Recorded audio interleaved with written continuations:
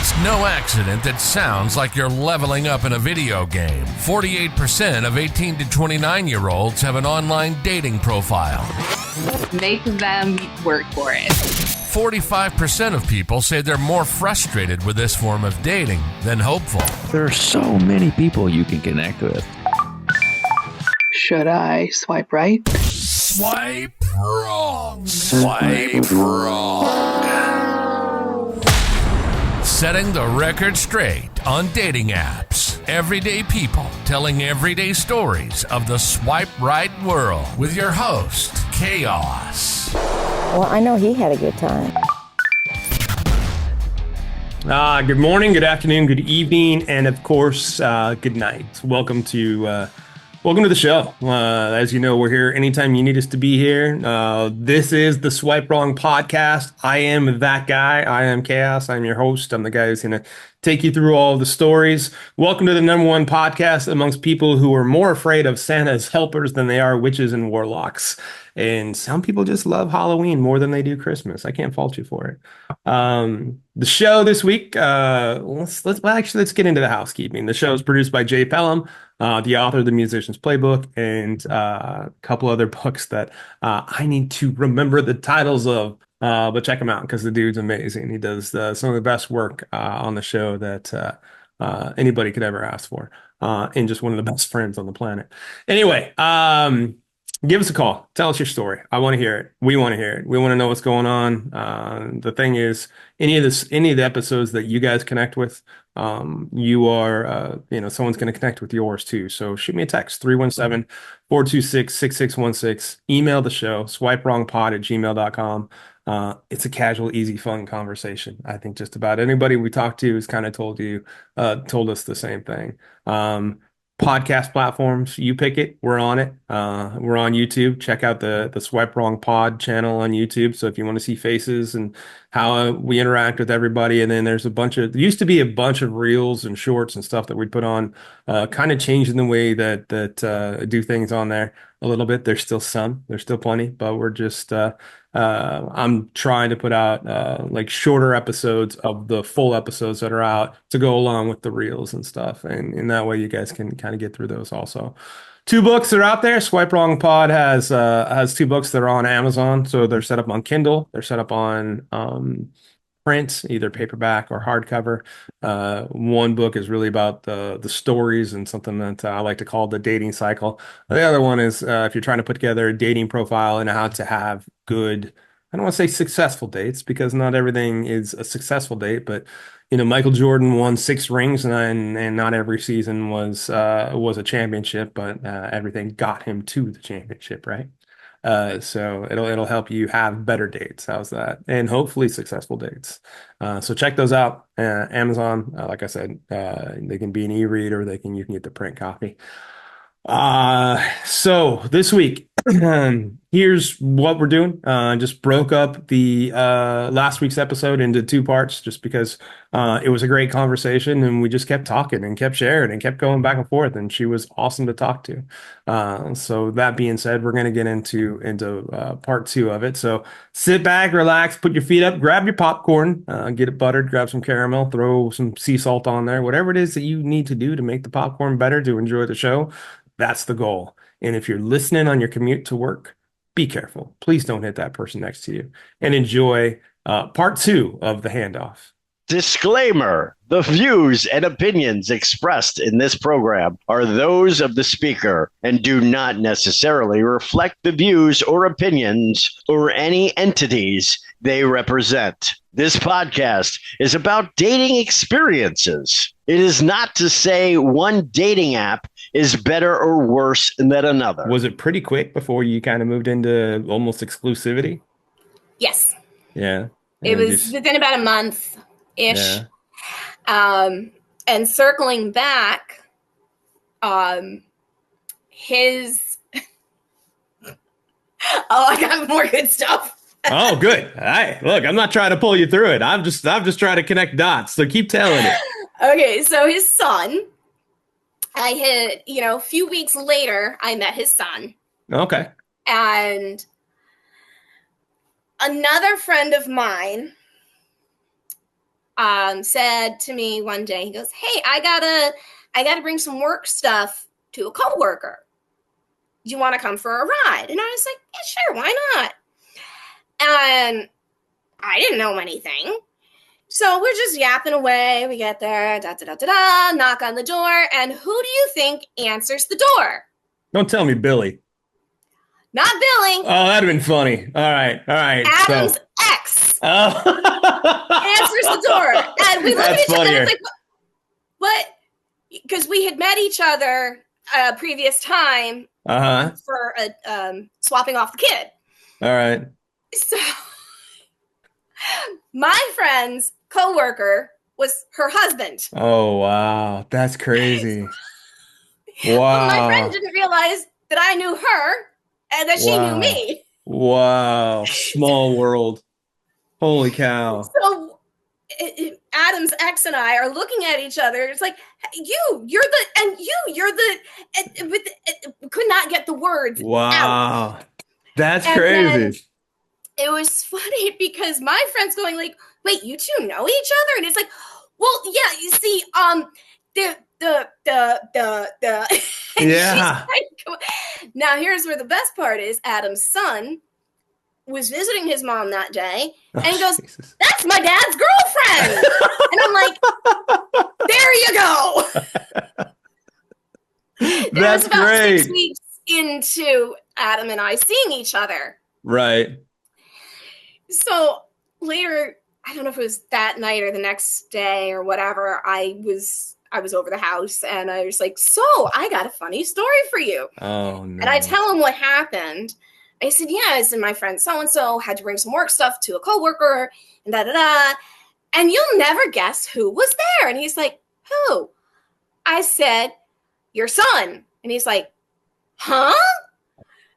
And then we connected the dots. Right. And I told him about this, very awkward interaction where we're both stumbling over our words, trying to explain who the other person is, because it was so new in the relationship. Sure. I said, "Yeah." I said, "Your son just pointed it out and said, 'Oh, that's my dad's girlfriend.'" And that's when Adam said, "I think it's time for you to be my girlfriend." Oh, that's cool. That's cool. I think so too. Yeah, I would say once your son starts calling you it, I would say that's probably the time that it's definitely can be official. If he wasn't, yeah. Once you pass that test, you're in great shape. That had to be bizarre though. When she, opens the door, you're like, "Oh, I know her. Oh, okay, all right. Where do we go?" Yeah, it was. Yeah. And like I said, we'd only met one time in the parking lot of, again, we were just another handoff. Yeah. And it was like, hi. And then because you have that recognition part of like, wait, it's like processing, please wait. Yeah. And it's like, "Oh, you're you. You're you." Yeah. Yes, I am the you. Well, the me then. And everything was cordial, I imagine. Everybody was cool. Everybody was happy. Was very, very cordial. They actually have a very good working relationship. That's good. There was never any hostility, any anger, any of that. That's good. It was just, this was who she was, and I was who I was, and that was that. Yeah, that's cool. That's cool. Weird adults about it. That's crazy. I know, Stop right? it. Stop it with your nonsense. Stop. That's crazy. I know, such weird bullshit being adults. I know. Like people actually looking out for each other and like taking care of each other and wishing each other well. What? Stop it. No, and like when Adam and I went on our first vacation, she offered to go shopping with me to help me find some clothes. That's very cool. That's very cool. Like, okay, I think. Yeah. Just an extended part of the family. You guys get along great, it sounds like. Absolutely. Matter of fact, she babysat our son for us several times. That's awesome. And it was kind of weird being able to say, yeah, my husband's ex is babysitting our son, and people are like, "Huh? It works. It works." Yeah. It's pretty cool. I mean, like it seems like it should work more often, but so many mixed feelings get into it because, like, really, like co-parenting is a huge part. They're going to be a part of it. You might as well figure out how to be amicable, and if everybody can just like, hey, it's just extended family, pretty much, then great. But I know hurt. I know like there's always hurt. And there's deceit, there's jealousy, there's cheating, there's things like that. So But boy, it sure makes it work a lot better when you're in the situation you're in. They had been apart for several years, so they had already kind of worked out the routine and everything. Sure. So, I mean, if I had come into his life earlier, it might not have been as successful. Right. But they had a good number of years apart to kind of, That's cool. get everything going. That's cool. Maybe it took a lot of work. That's really cool. Absolutely. And so Adam and you now? Yeah, there you go. So how long were you guys dating before you decided like, hey, this is what we should do? Well, it's funny. We knew within, I'd say, about the first year that we were each other's stopping point. Okay. But we had both been married prior, and we were very hesitant. Sure. To make that next step. And we were dating we were together just over 4 years before we got married. Okay. So how long did you live with the friend? Oh, that's right. The guy friend. Yeah. We only ended up living together for about 6 months, 6 or 8 months. Even though we had done a 1-year lease, he had a girlfriend and she bought my portion of the lease. Okay. So I was able to exit gracefully. Okay. We were still friends for a very long time. We're still friends, actually. Yeah, that's good. That's awesome. But yeah, I just kept spending more and more time with Adam, and I was like, this is... And my friend's like, I knew you were going to move in with him. And I was like, I didn't intend to. Right. It's not part of the plan. So you moved in with your boyfriend and his girlfriend moved in with him. Is that kind of how it shook out? So it worked out perfect, right? I'm sorry? That worked out perfect, it sounds like. It worked out perfectly. She took over the lease that I had with him, which let me go free and clear to move in with Adam. So I didn't, I paid 1 extra month as like a gesture of good faith. Sure. And then she took over after that. That's cool. That's cool. Yeah, so it all worked out splendidly. Yeah, no kidding.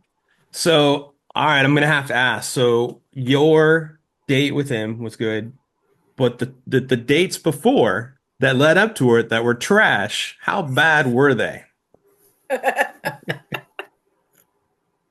Because it all gets to the same point. Like, if you didn't go through the trash dates, you wouldn't ended up stalking them on Facebook and ended up married and all I that did stuff. not stalk. I did research. Sure. Tomato, whatever. I get it. Sure. I got it. Yep.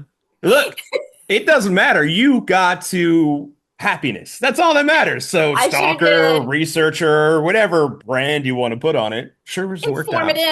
Informative. Yep. Just doing your due diligence, young lady. That's all it was. Exactly. There's a lot of creepers out there. Oh, there are.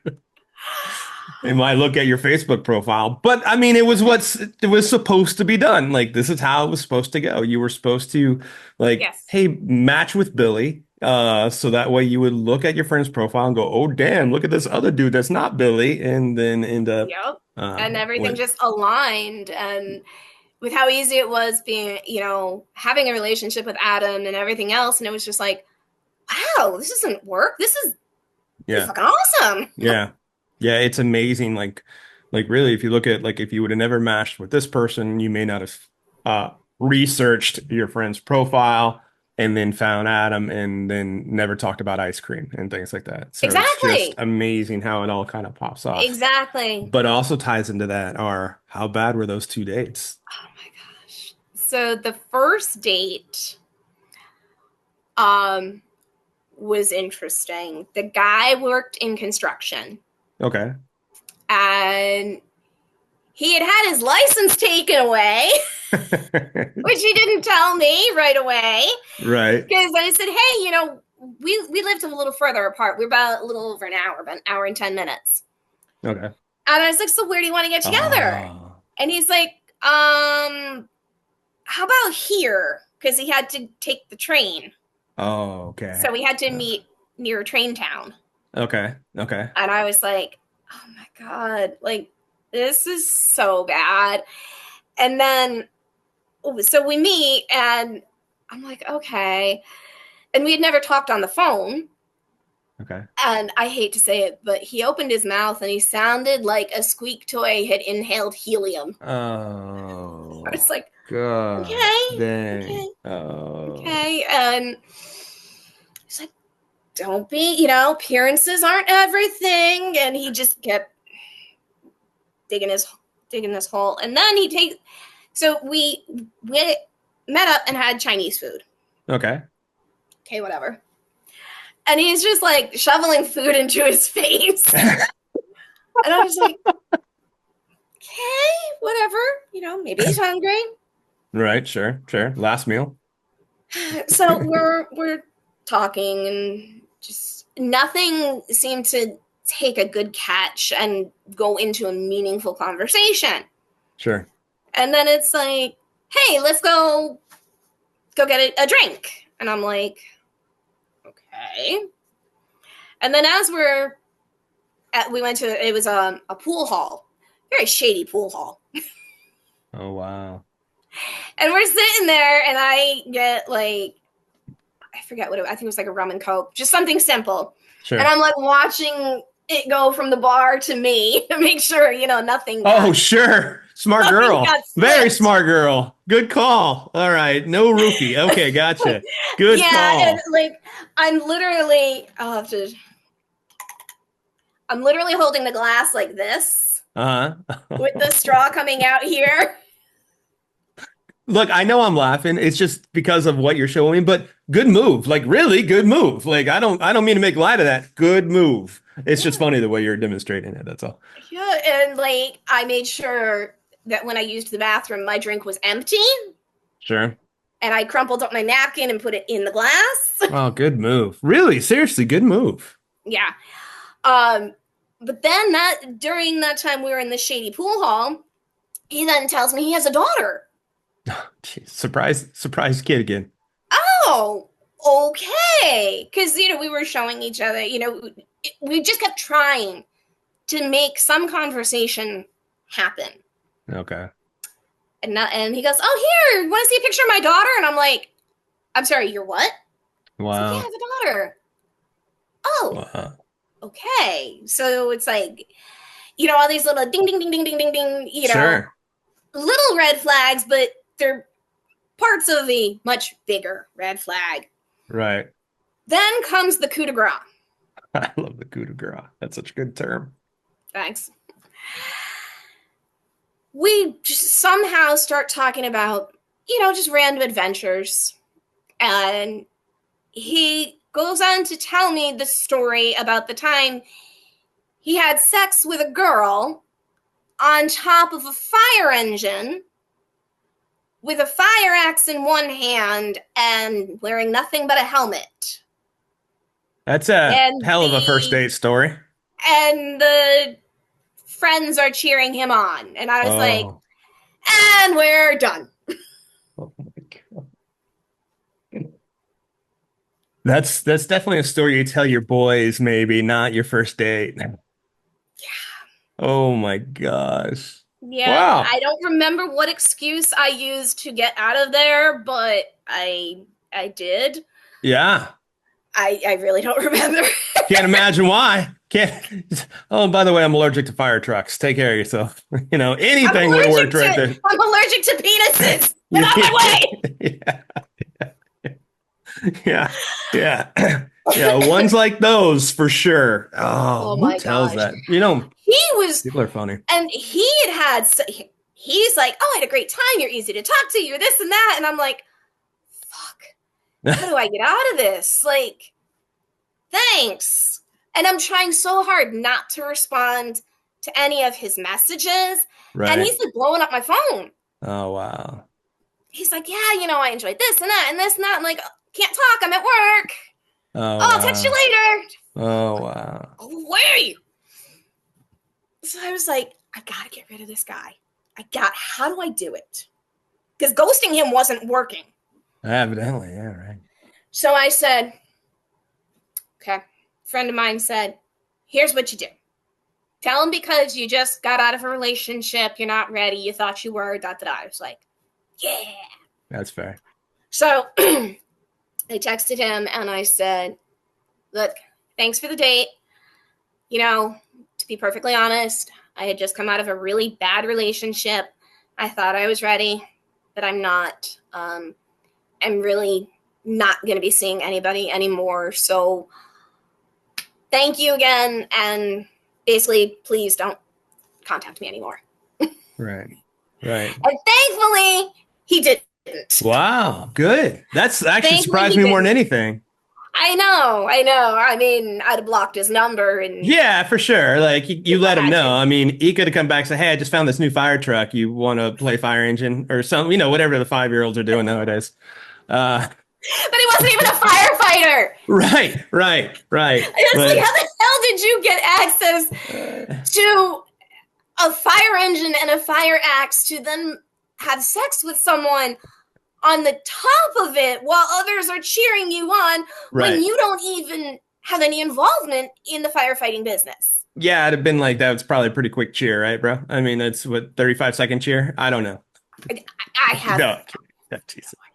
I'm just like, who shares that though? Like for real? Like who shares? Like, we did! yeah, evidently, there's the one. There's no like. I'll say like red flag. That seems more like the Jolly Roger. You know, that's more of a pirate flag. You know, just coming to pillage the village and things like that. So no way.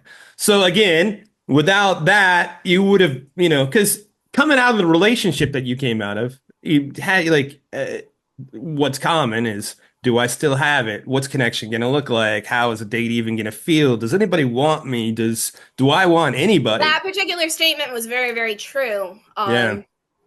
My ex had been very, very manipulative and demeaning. So that concept of, am I worthy? Does anybody want me? Am I fill in the blank?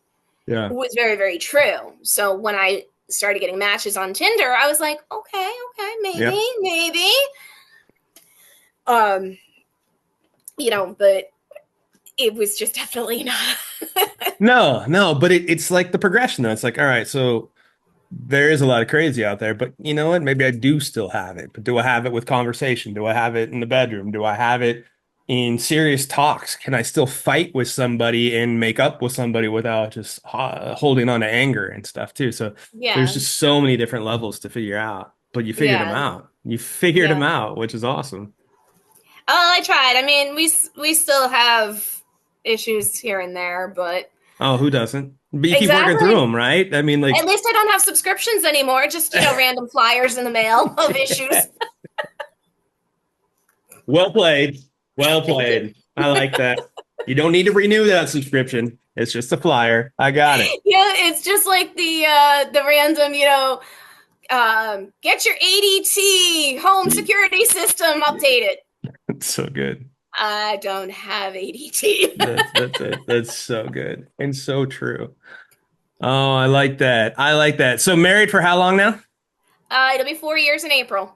Okay. I needed a good story. I needed a good, happy story. And this is a good, happy story with... Told you, I swiped wrong, but it turned out right. Right. Exactly. Because if you didn't swipe, you wouldn't have researched. I almost said the stalked word, but researched and found... You know, well, did you want to hear about the other one? The second? I always do. Yes. First date that was bad. Oh yeah, I'm sorry. I didn't know you still wanted to tell the second first date. I want to hear them all. Fine. So after that kerfuffle, I was like, I need to do a little more background information before I meet up with somebody again. What did you use? Well, just questions, just Q&A. Oh, okay. I didn't know if like I recommend like going to My Case for a lot of people, so that way you can see if people. Yeah, so you might have seen. I shouldn't say would have seen that the other guy didn't have a driver's license, even though he didn't tell you that, or if they're still married, or if there's a divorce decree in there, and or if they're wanted for murder. You know, just things like that. Just a random unnecessary items. You know. Yeah, exactly. Dead body count. Yeah, that shows up there too. Yeah. So I met this other guy on Tinder, and after the first bad first date, okay, I asked a few more questions like, all right, do you have any kids? How many? What are their, what's your relation? What's Smart. your working relationship with their mothers? Like, what's your living arrangement? Because you learn, and then you take those into the next situation. So I met this other guy, and we were living about 50 minutes away from each other, but in a very awkward direction. Okay. And he seemed much more subdued, more gentle. And I was like, okay, he's probably not going to tell me about his sexcapades on the first date. Right. So we meet up at a Panera, I think it was. Okay. To just have like coffee. Well, he was in fact the opposite of the first guy. But I wanted to shove a stick of dynamite up his ass to get him to converse. Oh, you had to carry all the conversation. He had no personality. Like a wet dish rag had more character than he did. Oh no, that's tough. That's and tough. I'm like, you're boring as hell. Oh, that's tough. And he didn't know how to like simplify a conversation or wrap something up or put it into a few sentences. It was just this simple story that could have been told in 3 minutes took him about 20. Oh, I was wow. like, my God, you're putting me to sleep. Oh boy. And I'm not even worried about you roofing my drink. You're putting me to sleep because you're so bad at conversation. Oh, and this is when I learned that having a good conversation with somebody was very, very important. Sure. Dialogue. So yeah, he was just very boring. And I tried to be like, hey, I gotta go. And he's like, oh, wait, let me tell you this story too. And I'm like, oh no. I was too nice. And I said, all right, go ahead. And then like another thing. And I'm like, oh my God, just shut up. You should duct tape your mouth. He's lonely. Oh, poor guy. Oh, wait, he did tell me an inappropriate story. That's right, he did. Yeah, what was that? That he liked sleeping nude. And he was a bit of an exhibitionist. Oh, okay. All right. Yeah. All And right. when he was still with his ex, she went to wake him up one morning and pulled the covers back, and he was naked. And she's like, what the hell is that? And he's like, it's my butt. And I'm like, oh God, this is horrible. He's This is fishing. really, like, I go from sexcapades to nudism, exhibition. I'm like, oh God, Right. like, Right. could I just get a normal conversation? Let's talk about beer and music and Right. I don't know. Do you prefer hot dogs or hamburgers? Stop with your logic. Stop it I now. know. Stop I am it. just Stop so damn logical. Stop it. Stop it with your crazy logic. That's just crazy. What are you And that talking was, about? when I went out with Adam and we were able to have those meaningful conversations, there was reciprocity, and Yeah. we talked about traveling and stuff like that. It's like, hey, do you want to travel? Yeah, I do. Where do you want to go? Oh, I want to go here and here. Well, why do you want to go there? Oh, because I like this, this, and this. How about you? What do you want to do? Oh, actually, I want to go here and I want to go that place as well. Well, why do you want to go there? So that very easy, that very fluid conversation happened on the first date with Adam, and it just, even still, we have lovely conversations. Yeah. Well, that's huge though. Like if you can't communicate with one another, like it's not going to go anywhere anyway. You got to talk and you got to fight and you got to make up, because if you can't communicate, you're not going to be able to get to the makeup part, because no one's going to listen to each other. Mm-hmm. Yeah. I told him when we first met, I said I had 3 rules to be in a relationship with me. And not just a romantic relationship, but any relationship. Honesty, respect, and commitment. And commitment being, do what you say you're going to do. If you say you're going to do something, actually do it. That's cool. And the analogy I use is just like a 3-legged bar stool.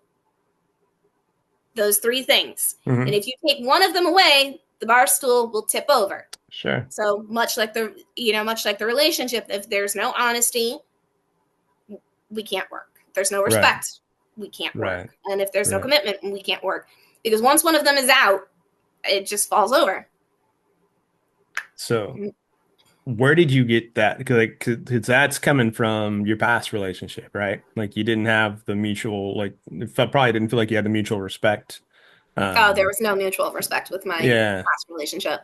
So there had to be a point, I imagine, between then and going to the new one. You're like, all right, yeah, this is things that are important to me. I mean, as you went through your self-discovery phase, I guess, right? Yeah. And I'd always valued honesty. Sure. Respect, I didn't realize was very hand in hand, even though it's a very different topic. It's important, and the commitment part. Sure. You can read all about that in chapter 2. Oh, gotcha. Fair enough. Okay. In the book. Yeah, a lot Gotcha. of those 3 rules come from chapter 2. Okay. Fair enough. Which talks about my ex and how Okay. horrific that was. Yeah, honesty was always like one of my number one things. Like, just be honest. Right. Don't lie. Just be Right. honest. And each relationship I had, through childhood and adulthood and everything else, kind of helped me solidify those 3 things. Gotcha. That makes sense. Good on you, girl. And you're happy. I am. And you're writing like crazy. Not as crazy as I'd like to. It's all right, though. But you found the passion for it, huh? Oh, yeah. Well, I always wanted to write. Yeah. I just never had a topic. Yeah, sure. Matter of fact, when I was in high school, I had written a poem about a book called Night, and it was about the Holocaust. I know, Oh, wow, it's a sad okay. subject. All right, sure. And my teacher said, hey, why don't you send it to the author of the book? Oh, that's cool. Okay. So I did. And not only did he write back, but he also became a Nobel Peace Prize winner, Oh, wow. Mr. Elie Wiesel. Oh, wow. So I actually had interactive communication regarding my poetry about his book Wow. with a Nobel Peace Prize winner. That's awesome. What did he say when he wrote you back? He said that he was very moved by it. Oh, that's cool. That had to feel, I mean, even to this day, like you're saying, that had to feel damn good. Yes. Yeah, that's And awesome. actually, I wish I had it on me right now, but I don't. I just got a letter back from the Pope. Get out of here, really? It's on my Instagram. That's awesome. Well, all right. You might as well share your handle. I usually ask people to do that at the end anyway, and I know we're not quite there yet, but might as well share your handles. So it's Grace Peterson and then RBM Okay. All right. for Instagram. And just look for the red daisy. And then Facebook is Grace Peterson, RBM. Okay. All right. Just making RBM sure stands there. for Rainbow Baby Mom. Oh, which nice. is all part of the book and everything. Okay, cool. Yeah, Right. I took a chance and I sent my book to the Pope. No kidding. And he replied wrote about it, back huh? to me. That's awesome, girl. Yeah. Jesus. Then I don't know that you can have a higher compliment, like literally and figuratively. Right? Well, thank you. You're welcome. That's badass. I mean, next on my list is Oprah, hopefully. Yeah. I mean, I want her to have my book saying, yes, you need to read this book. yeah, no kidding. Then Like, I'll have the trifecta. yeah, God, yeah. Nobel Peace Prize or the Pope and Oprah. That's definitely the trifecta for sure. It doesn't get much bigger than that. That's for sure. No, it really doesn't. No. It really doesn't. You're pretty amazing. That's pretty awesome. That's pretty Thank you. awesome. Before I let you go, anything else you want to share? Because I don't like I've thoroughly enjoyed talking to you. You said you want a good laugh? Yeah. Okay. So I will share a funny, awkward situation from my book. Okay. Okay.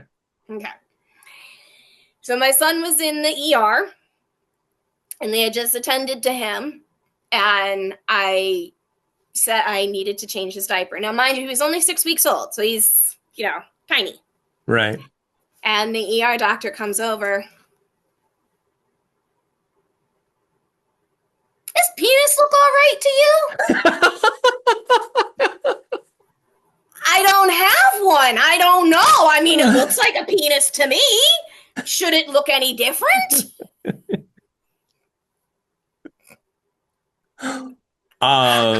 Where was he going with that?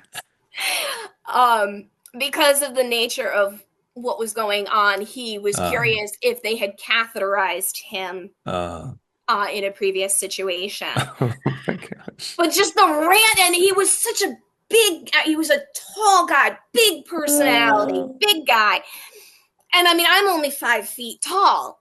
Right. So this big guy, we're looking over my son as I'm changing his diaper, and he's like, "His penis look all right to you?" Just so casually, like, "What size diaper is that? Oh, I notice he has a giraffe on his onesie." Oh my God. Looks like a penis to me. I don't have one. I mean, that's a pretty solid bedside manner. I mean, just like, what are you doing? Oh, he was fantastic. That sounds pretty awesome. Fantastic. He sounds like a good one to have on your side too. Make you laugh a little bit as you go through it while you're trying to figure out what's going on with with everything that happened with him. That's I mentioned him perfect. a few other times in there, but the penis story is actually one of my favorites. That's awesome. That's awesome. Because it was just, like I said, so random and so off the cuff, and it's like, and so calm, like you're saying, just so matter of fact. I'm like, I guess you're the expert, Doc. I'm just kind of here giving birth. I mean, you have one. He has one. Yeah. You tell me. Yeah, you see him every day when you give birth, don't you? I mean, you definitely know. I wasn't on top of the fire engine. I don't know. I'm not sure. Maybe that's why my son hates emergency vehicle sounds. Yep. There you go. Like it all ties together. Yeah. He's like, all right, nope, not doing it. I know what happens. Get the axe away from me. I was not on top of that fire engine with him. Wasn't me. There was no axes, no nothing. Oh, Grace, I'm going to say it's been awesome talking to you. I'm so glad we connected. You're pretty damn amazing. The Pope, and we'll get Oprah involved in there and throw in the Nobel Peace Prize winner. Let's get you that trifecta. That's pretty cool. Absolutely.